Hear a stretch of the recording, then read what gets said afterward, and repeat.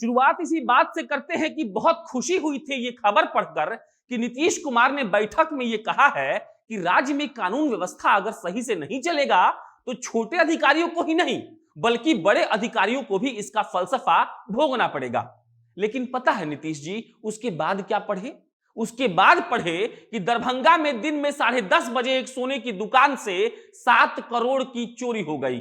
चोर अपने साथ बैग भी लाए थे क्योंकि उनको पता था कि आपकी काबिल पुलिस बहुत लेट से पहुंचेगी और जानकारी का बहुत शौक है ना सर। तो जानकारी यही है कि आपका नगर थाना वहां से महज कुछ किलोमीटर ही दूर था। एक जानकारी और दे दे, जो चोर आए थे ना वो सोने की दुकान से 200 मीटर आगे अपना मोटरसाइकिल लगाए थे, भाग गए वो पैसा लेकर, सोना भी लेकर। और आपकी पुलिस और आप जिस जंगल राज का भभकी देकर सत्ता में आए हैं वो आपका गुमान बस एकटक निहार रहा था। किसको? नीतीश जी की विफलता को। और इसी विफलता पर आज कटाक्ष होगी। नमस्कार, मेरा नाम प्रशांत राय है और आप जनता जंक्शन देख रहे हैं। जब किसी मंच पर खड़े होकर हमारे मुख्यमंत्री साहब ये कहते हैं कि बिहार के लोगों ने असली में जंगल राज देखा है और उसी के अगले दिन हमको यह खबर पढ़ने को मिलता है कि फलना जिले में फलना आदमी को सरेआम कोई गोली मार दिया, कब लगता है कि जंगल राज इसको भी तो कहा जा सकता है। क्यों नीतीश जी? या फिर आप इस बात का इंतजार कर रहे हैं कि फिर गोपालगंज में लगातार 4 मर्डर होगा, वैसे उसको आप जंगल राज कहेंगे? या आप इस बात का इंतजार कर रहे हैं कि किसी पुलिस वाले को सस्पेंड करके आप कह देंगे कि काम ठीक से नहीं कर रहा था इसीलिए निकाल दिए? देखिए ना, हम राज्य की कानून को सही करने के लिए कितने प्रतिबद्ध हैं। सुनिए सर, आपकी प्रतिबद्धता पूरे बिहार को पता है और जिस प्रतिबद्धता के साथ आप बिहार का कल्याण कर रहे हैं, जिसमें दिन के 10:30 बजे भी किसी व्यवसायी को सरेआम लूट लिया जा रहा है, उस प्रतिबद्धता का आचार तो नहीं डाल सकते ना। हाँ, दाल भात चोखा के साथ सट से मार लेंगे। बाकी अगर लोग बाग को जानकारी में बहुत ज्यादा इंटरेस्ट है तो जान लीजिए कि दरभंगा में एक सोने की दुकान को लूट लिया गया। लूटने 8 लोग आए थे, 3 बाहर खड़े थे, 5 अंदर घुसे। लौटते वक्त उन्होंने 25 राउंड फायरिंग की। लेकिन नीतीश जी की कानून व्यवस्था इतनी टाइट है कि उसको पहुंचने में ही वक्त लग गया, वरना समय पर पहुंच जाती तो बिल्कुल वो लोग दबोच लेते।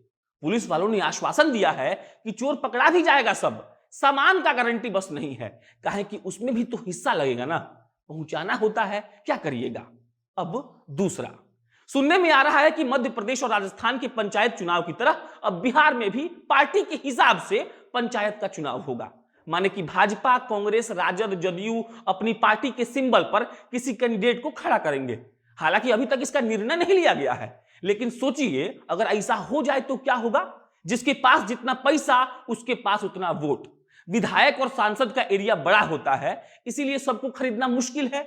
मुखिया लोग कुछ हजार वोट से बन जाता है। और कल जो डेटा आपको हम बताए थे, अब उसी डेटा के लिए मुखिया चुनाव में भी तैयार रहिएगा, क्योंकि इन लोगों ने ठान लिया है कि बिहार को अंदर से इतना चूसेंगे कि खोखला हो जाएगा। बाकी इंतजार इस बात का करिए कि नीतीश कुमार जी की कैबिनेट इस पर हस्ताक्षर करके मुहर लगा दे और ये बड़ी बड़ी पार्टियां पंचायत स्तर पर आकर नंगा नाच करें। वैसे अगर सच कहें तो अभी भी कोई पंचायत का चुनाव सही से नहीं होता है। सच कहें तो अभी भी मुखिया लोग गजब का धांधली कर रहा है। लेकिन बस 1 मिनट ठहर कर ये सोचिए कि अगर ये खुले तौर पर बड़ी बड़ी पार्टियां करने लगी तब तो किसी आम आदमी का राजनीति में आना मुश्किल हो जाएगा। और इस मुश्किलात के दौर में बिहार अगर 150 साल पीछे है तो 500 साल पीछे होने से कोई नहीं रोक सकता। बाकी चुनाव कैसे जीतना है, आदमी को कैसे खरीदना है, वोट को कैसे मैनिपुलेट करना है, ये बड़े बड़े नेताओं से बेहतर कौन जान सकता है। और चाणक्य अमित शाह जी तो है ये हैं। जब सारे लोग मैच पर सट्टा लगा रहे होते हैं तो हमारे नेता लोग हॉर्स ट्रेडिंग कर रहे होते हैं। क्या सर, कैसा लगा मेरा वोकैब? सुनकर आपको भी लगा होगा कि हम पढ़ने लिखने लगे हैं। क्या करें, आपके चलते पढ़ना पड़ता है, नहीं तो अभी आकर कोई कमेंट में लिख जाएगा कि बिना जानकारी के बकवास कर रहा है प्रशांत राय। इस खबर में भी आपको जानकारी मांगता होगा तो कटाक्ष के अलावा जानकारी यह है कि बिहार में होने वाले पंचायत चुनाव को लेकर प्रशासनिक स्तर पर तैयारी शुरू हो गया है। राज्य के निर्वाचन आयोग ने सब जिले के प्रशासनिक और पुलिस अधिकारियों को पत्र लिखकर चुनाव की संभावित तारीखों को लेकर सुझाव भी मांगा है। इस पर कार्रवाई जल्द से जल्द होगी। लेकिन बस एक बार सोच लीजिएगा कि अगर ये बड़ी बड़ी पार्टियां पंचायत के चुनाव में आ गई तो उन छोटे लोगों का और युवाओं का क्या होगा जो राजनीति में कदम रखने की सोच रहे हैं। अब तीसरा, आज का तीसरा वाला 4-5 चीजों को मिलाकर बोलेंगे। वही 4-5 चीज जिसको लेकर चुनाव के पहले हमारे नेता लोग पगला गए थे।